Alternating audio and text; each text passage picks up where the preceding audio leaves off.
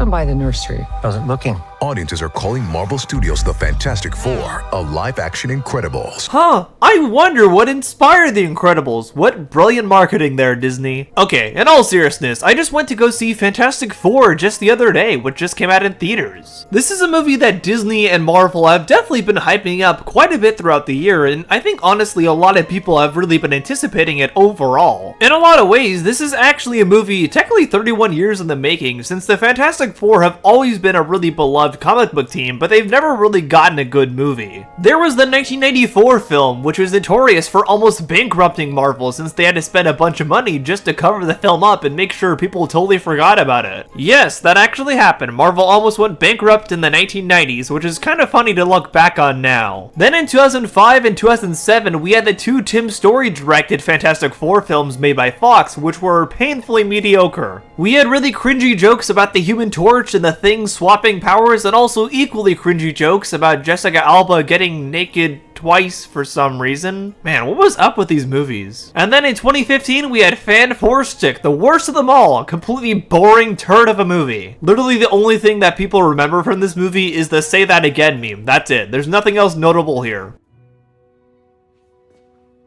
Say that again? As bad as the 1994 and the 2005 and 2007 films managed to be, this one was easily the worst one of them all. So when Disney bought Fox back in 2018 and it was announced that the Fantastic Four and X-Men properties would be incorporated into the MCU, people were excited and also hopeful that the Fantastic Four would finally get a good movie. They are one of Marvel's most iconic teams for a reason, and they were the first superhero family too, even long before the Incredibles could claim that title. So there really was a lot riding on Fantastic Four first steps to be possibly the first and only good Fantastic Four film. So now that I've seen it, what exactly do I think? Do I think it lived up to that title? That's what I want to discuss here today. Was Fantastic Four First Steps really worth the 31-year wait, or does it belong in the dumpster with all the other Fantastic Four movies? Let's find out together today as we discuss Fantastic Four First Steps. I will say up front, this will be a spoiler-free review, so if you want to see this movie yourself and you haven't already, you don't have to worry about anything specific getting spoiled here for you in the story. Especially with a film like this, I think it has a lot to offer that I wouldn't dare spoil here. And I will also say, since a lot of you did request it, after I get my actual review out of the way here, we'll be looking at some of the anti-woke grifters reviews of this movie, because they sure had a lot to say on this one. The unquestionable awful choice of gender swapping the Silver Surfer played by Julia Garner. And full disclosure, that's a deal breaker for me. Wow, they really just can't handle a female Silver Surfer, huh? With all that out of the way, let's get into the review here. So as has been shown in most trailers for this film follows an alternate universe version of the Fantastic Four set in Universe 828, which, funny enough, is actually a reference to Jack Kirby's birthday. For those who may not know, although if you're a regular viewer of this channel, I feel like you probably already do know, but Jack Kirby was the artist who created most of the major Marvel characters like Spider-Man, The Thing, and plenty more. He was the one who originally drew most of the Marvel characters when they were first starting out, so it was really nice to see a really clear nod to him here. This film follows the Fantastic Four, who have already kind of gone through their origin story and are now facing a threat to their universe known as Galactus, who threatens to swallow their entire planet. They must find a way to defeat Galactus before it's too late, while also facing the challenges of parenthood as they raise their new son, Franklin, who Galactus actually wants for reasons I'm not going to go into here. The main cast we're working with here is Pedro Pascal as Mr. Fantastic, Vanessa Kirby as Invisible Woman, Joseph Quinn as the Human Torch, and Ebon Mosk as the Thing. We've also got Julia Garner as the female Silver Surfer, that being Shala Ball, and Ralph Ineson?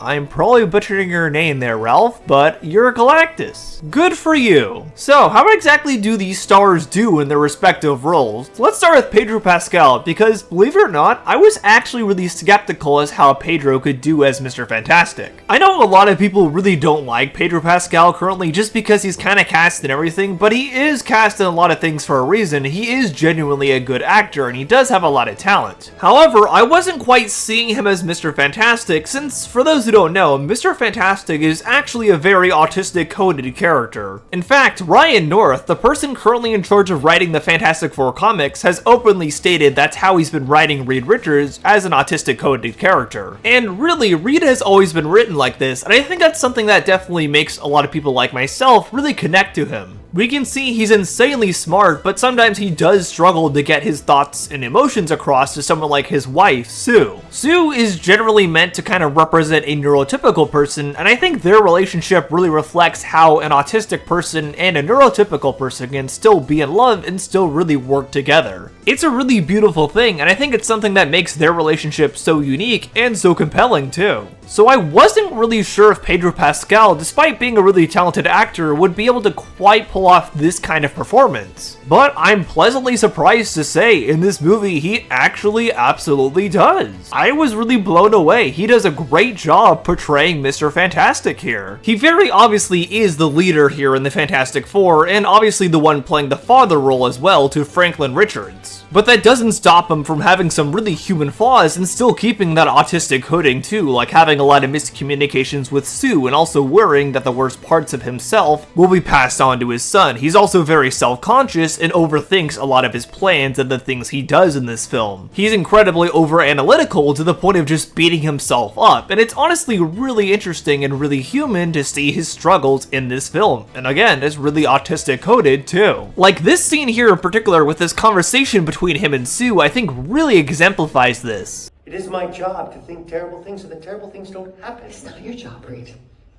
That's you. Okay. You're right, it is me. I don't dream, I don't wonder. I invite the worst possible thing into my head to figure out how to hurt them before they hurt anybody else. And you know what? Sometimes you being you hurts me. This is Reed discussing his tendency to completely overanalyze any situation, and this is Sue telling him how it frustrates her. It really does feel like a conversation you would see between a neurotypical person and an autistic person discussing the differences in how they communicate. And honestly, this was something I was really happy to see, and I imagine a lot of other autistic people like myself will probably connect to this as well. Surprisingly, I would say I am a fan of Pedro Pascal as Reed Richards. I think he did a great job. I know he's definitely been in a lot of things at this point, and some people might be experiencing fatigue for the actor perhaps, but like, he's a good actor. I think he did a great job here. And like I said before, he does worry about supposedly the worst parts of himself being passed on to his child, and he tells his child directly that he doesn't want him to be like him. Most fathers want their sons to look exactly like them, inside and out. But I don't want you to be like me.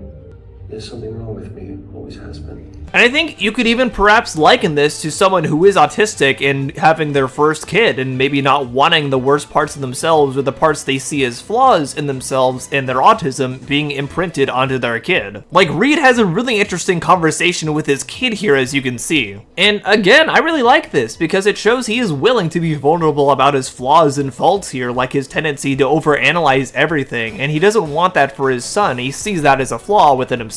And I think you could perhaps liken that to maybe someone who hasn't totally come to terms with the fact they're autistic yet and are still kind of grappling with that and don't want that for their kid per se. And perhaps they don't fully understand yet. It's really interesting and a really raw take on this character here. Again, I really liked it. And again, I'm looking forward to seeing more of Mr. Fantastic in the future. So now that takes us to Vanessa Kirby as Sue Storm, who, funny enough, a lot of the anti-woke grifters were trying to say would be this film's girl boss and would totally take over the role of Mr. Fantastic. Which, spoiler alert, that didn't happen. I know, shocker, right? Instead, Sue plays the role of the loving, dedicated mother and friend that she always has. Whoa, go figure. Honestly, I kinda always thought Vanessa Kirby would be a good Sue Storm. I remember when they cast her, I figured that was a perfect pick. She absolutely looks the role, and she really gives off that motherly vibe that is perfect for that character here. She is, of course, filled with a lot of love and kindness for her family, but she also is incredibly fierce and protective when she needs to be, especially when it comes to her kid, just like any good mom. And obviously she's not flawless either, much like Reed. She is an actually well-developed character. She shows a lot of fears for what their child might turn out to be in this film, and also just a lot of fears for what might happen when Galactus comes to get him.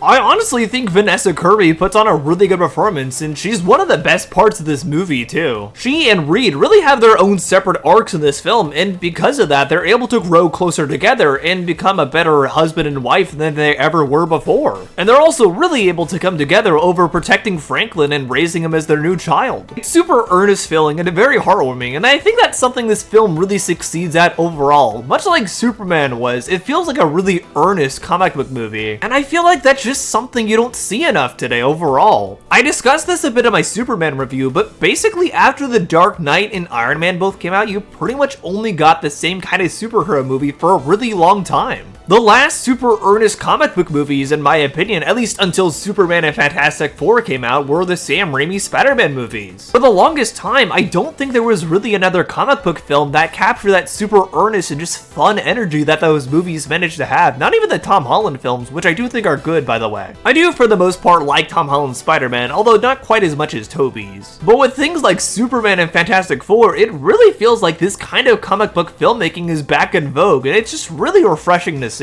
We really need more comic book films like this, in my opinion, that just really embrace the comic booky nature. And segueing off of that, I really love Ebon Moss as the Thing in this movie. I think they did a great job casting that person as the Thing, because he does a great job playing that character here. He does an expertly great job of playing this rough and tumble dude from Brooklyn who still loves his family and still has a heart of gold at the end of the day. And also, they absolutely cooked with his design in this movie. The CGI is so good, and the aesthetic is so comic booky, it's amazing. Very clearly wanted to evoke the Jack Kirby design for the Thing, just in CGI with this movie, and they did such a good job with it. Mwah, chef's kiss, it's amazing. He even has the classic Jack Kirby unibrow, it's so good. And that brings us to the last cast member of the main four, that being Johnny Storm, aka the Human Torch. So when they announced they'd cast Joseph Quinn as the Human Torch, I admittedly was a little skeptical, because I wasn't quite sure how he'd be able to pull off this role, kind of like how Pedro Pascal I was skeptical about as well. But needless to say, he does a really good job as Johnny, just like Pedro does a good job as Reed. He has that really cocky, devil-may-care attitude that we come to expect from the Human Torch overall. And yes, he very much does love the ladies, of course. He very much loves to hit on Silver Surfer throughout this entire film, which is pretty funny. Unfortunately though, just like his sister, Johnny couldn't seem to escape any sort of criticism from the anti-woke grifters who decided to try and spread lies about him too before this movie came out. In particular, they were trying to say that Marvel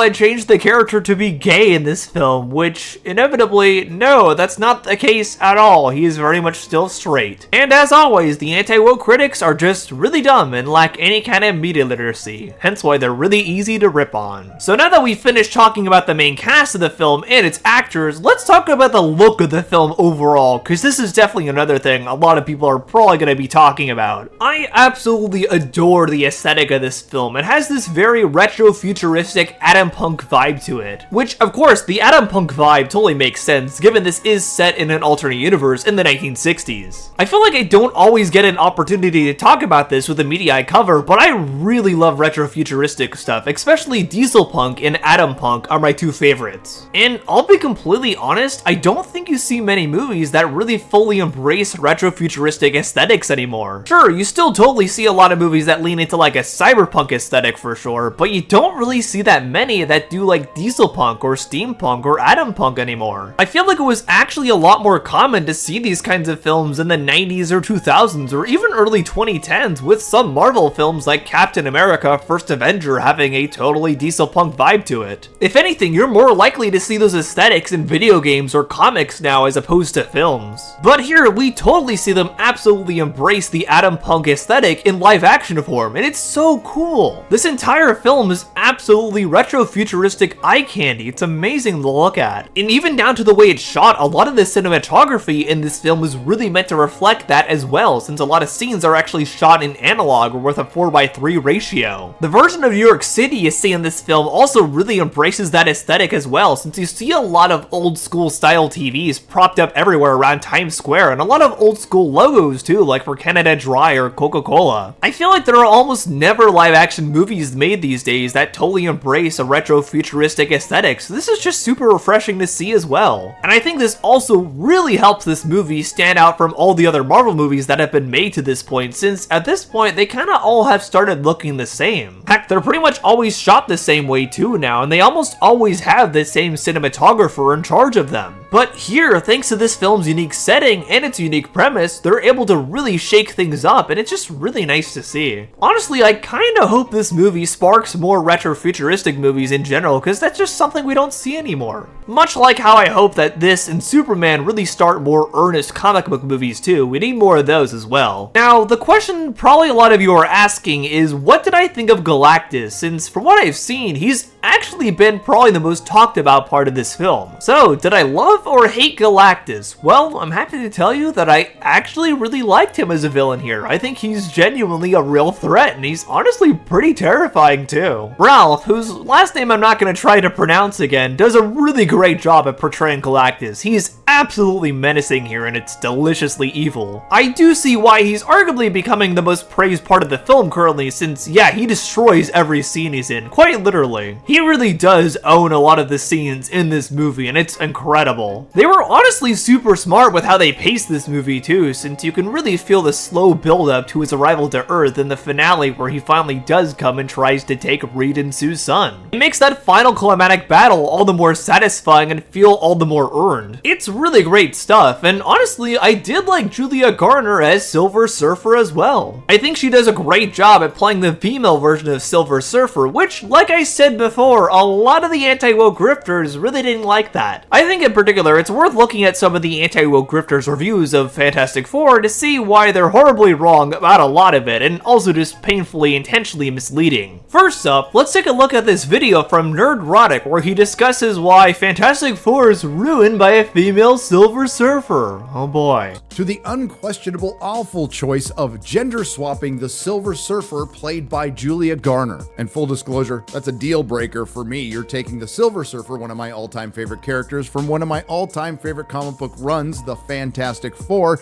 As a lifelong comic book fan, I see this as a slap in the face, and I know Disney Marvel doesn't really give a shit. Okay, so not really, because they actually are still drawing from the comics here. The female Silver Surfer is quite literally a character that is already in Marvel Comics. Funny you try to claim that Marvel is doing a disservice by not putting Silver Surfer in from the comics since you like that character a lot, when literally they are. This is a Silver Surfer that is in the comics, and it's from an alternate universe, which makes sense given this film is set in an alternate universe. I really don't know how Nerdrotic managed to miss that here. Now, you could have brought in the female Silver Surfer later, but you definitely bring the first family back to Marvel in First Steps, which is a stupid name. Okay, so he also very clearly does not seem to understand why the film is called Fantastic Four First Steps. That title actually has a double meaning. It's meant to say that A, this is the Fantastic Four's first steps into the MCU, and B, it's also alluding to the fact that Reed and Sue have a kid in this film and kind of alluding to a baby's first steps. I feel like that's not really that hard to figure out at all if you have any sort of sense of media literacy, but apparently Nerdrotic just doesn't get that. It's absolutely mind-blowing. Now we have to have, and this was pointed out by my good friend Chris Gore, two women conspiring to bring down Galactus, the female Silver Surfer and the Invisible Woman. Now, I love the character of Sue Storm. The Invisible Woman is the first lady of Marvel, and I would have loved to have seen a Fantastic Four film with the entire family working together in egalitarian style. But it looks like a lot of the rumors are true, that this will be Sue Storm's movie, and you'll take this full-fledged female character from Marvel Comics and devolve her into just another Disney girl boss. Okay, so two things here. A, this was shown in the trailers, so this isn't a spoiler either, but they already showed that Silver Surfer is not teaming up with Sue Storm. Just like in the comics, she's a herald for Galactus. That means she works for him. She and Sue Storm are enemies. They are not teaming up together at all to conspire against Galactus in this film, and spoiler alert, they don't do that at all in the film, even past the stuff they show in the trailer. Secondly, now that I've actually seen the film, and like I said before, Sue Storm is not a girl boss in this movie, even though the anti-woke grifters keep trying to say that she was, apparently, and we're saying that leading up to the release here. Kinda goes to show that maybe you should wait till the movie comes out to actually review it, guys, huh? But I guess you'd miss out on all those clicks and views you can get from trying to hit on a female character and try to make her out to look like a girl boss chaos and your own twisted point of view. Definitely shows what really matters to you guys here when it comes to quote-unquote reviewing stuff. But don't worry, Nerdrotic wasn't the only one to get mad at Fantastic Four First Steps. Ranting for Vengeance, another anti-woke grifter, also got mad at it. Let's see what everyone's favorite Irish MCR wannabe had to say about Fantastic Four. So there's been a lot of cringe bullshit all across the internet about Superman, Fantastic Four and Ironheart, and I want to take down all of it, but in this video today we're just going to start with the Fantastic Four. Fantastic.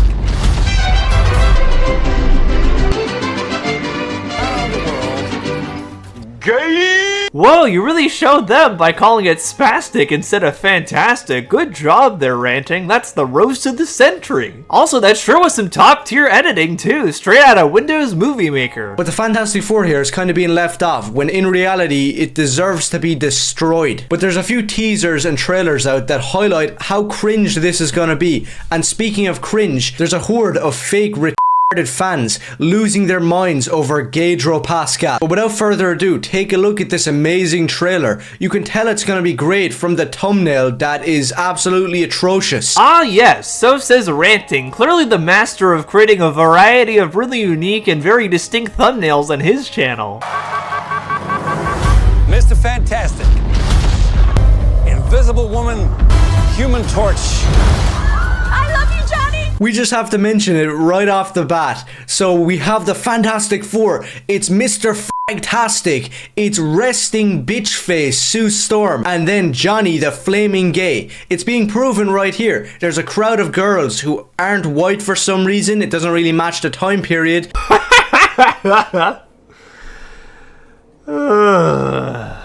Ah yes, because clearly black people or any other ethnicity did not exist in the 1960s, only white people, of course. But we'll ignore it. They're losing their minds over the Human Torch, screaming, "Let's go, Johnny!" And he looks down at him because he's an autistic homosexual. He doesn't even know how to react because he's so retarded. He's just looking at them weirdly. Not really. It looked like he gave them a little salute there and tried to play it cool because he knows he's a ladies' man and he knows people like him. So, yeah, definitely not homosexual. Also, the movie definitely rules this out too, since, once again, he's always trying to hit on Silver Surfer here. But it looks like our favorite citizen of Halloween Town must have missed that. Now, there's a clip from another trailer where he says this cringe. I tell you how to drive the ship, don't tell me how to kill sexy aliens! And people believe that that is proving that he's still Johnny Storm. He's still this womanizing badass. He's clearly not, because he's still getting in 10-hour hugging sessions with Pedro. No, they hugged each other briefly there, and again, he does like the Silver Surfer woman. That is definitely someone he tries to hit on throughout this entire film. And as a side note, Michael Giacchino, who worked on the Nirvana-infused Batman soundtrack that I do not care for, is working on Fantastic Four First Steps. And this also sucks. It's just a choir of people screaming Fantastic Four, and as you'll see in a second, a lot of across the internet like it. Funny enough, Michael Giacchino has actually done a lot of different Marvel soundtracks at this point. He's done the soundtrack for Doctor Strange, Spider-Man Homecoming, Spider-Man Far From Home, Thor Love and Thunder, and also Spider-Man No Way Home. He's actually been involved with Marvel quite a bit recently, so it makes sense they would hire him again. But it looks like the Once-Thor here didn't quite realize that. I herald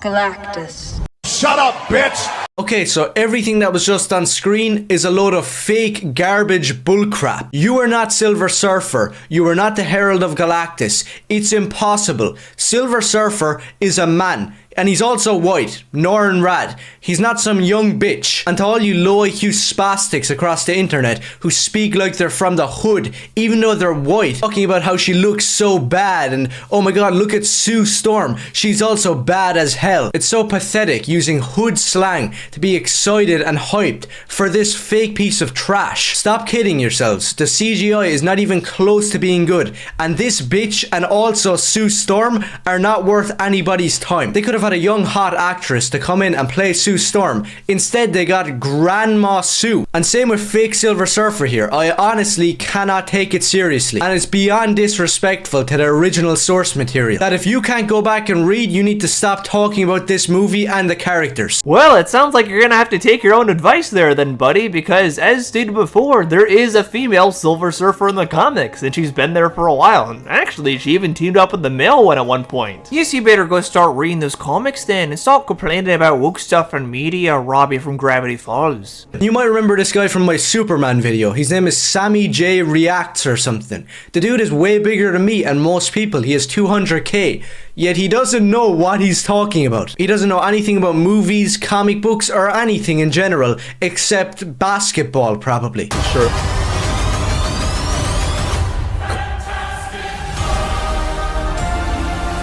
What the fuck? First and foremost, all of them checking the Audemars on their wrist at the same damn time. Hard.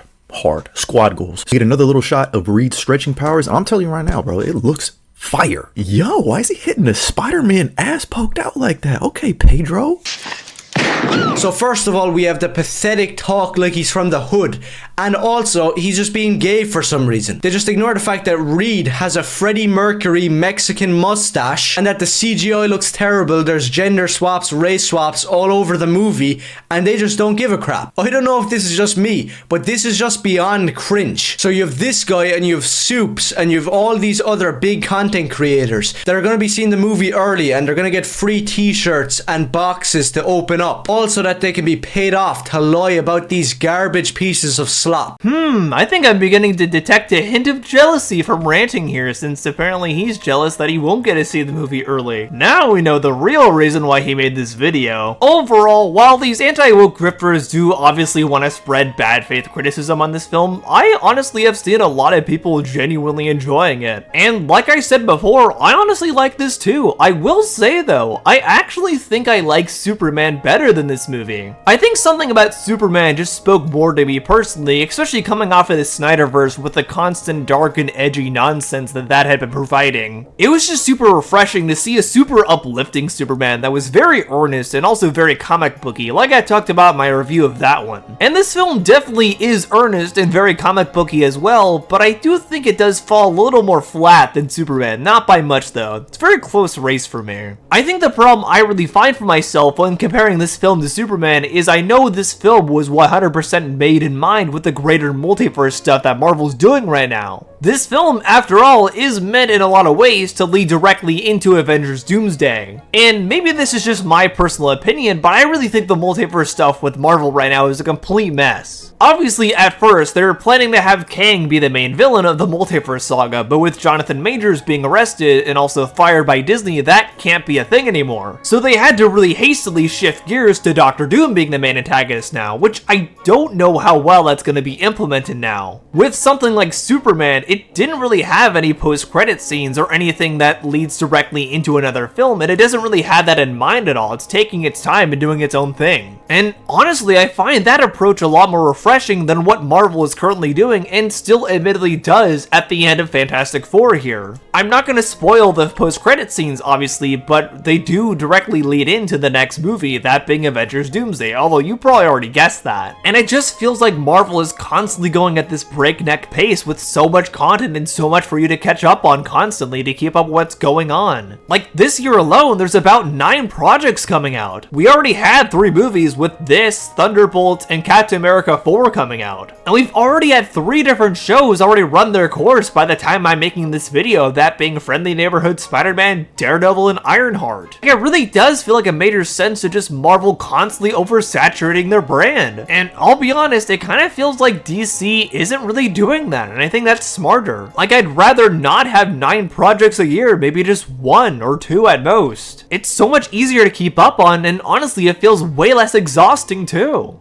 Overall though, I would say this film is a good watch, and it does still feel very earnest and really fresh in a lot of ways. It's just very heartwarming and wholesome, and I really do recommend this one. Even if I personally am feeling pretty oversaturated with Marvel right now. But what do you think? Are you planning on seeing Fantastic Four? If you've already seen it, am I wrong? Was it totally a woke disaster the whole time? Let me know in the comments below. But regardless, thank you so much for coming to the end of this video, and I hope you enjoyed it or learned something new from it. If you liked this video, be sure to give it a like and consider subscribing as well. I do lots of videos covering film and animation overall, so if you enjoyed this one, you'll probably like the other videos I have planned as well. If there's a particular topic you think I should cover here on YouTube, or you just want to hang out with like-minded people overall, consider joining my Discord. You can either leave a comment down below to suggest something I should cover here on the channel, or suggest it in my Discord as well. You can also hang out with a lot of fellow film and animation fans there as well. We do a lot of VR chat hangouts and watch parties for different movies too. You can also check out my letterbox, see what movies and shows that I've seen before that I won't always review here on YouTube. Special thanks to my patrons DDC1996 and Trayvon Gibson for supporting me over there. And special thanks to my YouTube members David Deister, You the Guardian, Balf Games, and Jared the Rabbit for supporting me over there as well. I appreciate you guys a ton for pitching in monetarily to keep me doing what I do here. It means a lot. And thank you very much for coming to the end of this video. I hope you enjoyed it or learned something new from it. But regardless, I've been Otterly Noah, and I'll see you on the other side.